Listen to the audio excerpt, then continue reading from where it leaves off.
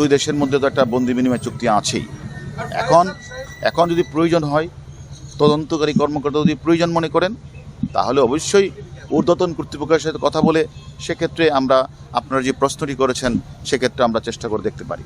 একটা লাস্ট প্রশ্ন যে ওই যে ঘরের মধ্যে মার্ডারের যে পিও, সেখানে সাহেব ইনসাইডে একটা সিসিটিভি ক্যামেরা ইনস্টল ছিল, যে ক্যামেরা কাপড় দিয়ে বা কোনোভাবে আটকানো হয়েছিল বলে আমরা খবর পাচ্ছি।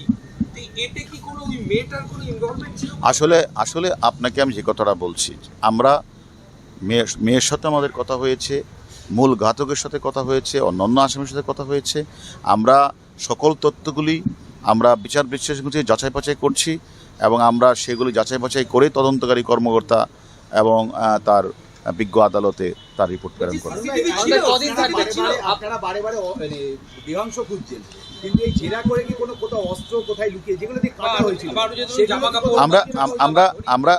আমরা তো এটা তো এটার পার্ট, সবকিছুই আমরা তো আমলে নিয়েই আমরা কাজটা করছি। আপনারা কতদিন থাকছেন আর এখানে ইনভেস্টিগেশন? আমরা আজকে আমাদের আরেকটা সৌজন্য সাক্ষাৎ আছে আমাদের কলকাতার কমিশনার মহোদয়ের সাথে, ওনার সাথে একটু পরে আমরা যাব।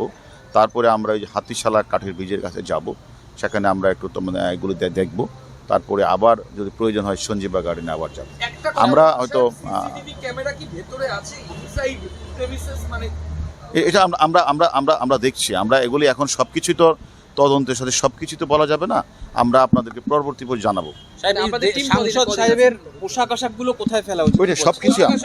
সবকিছু আমরা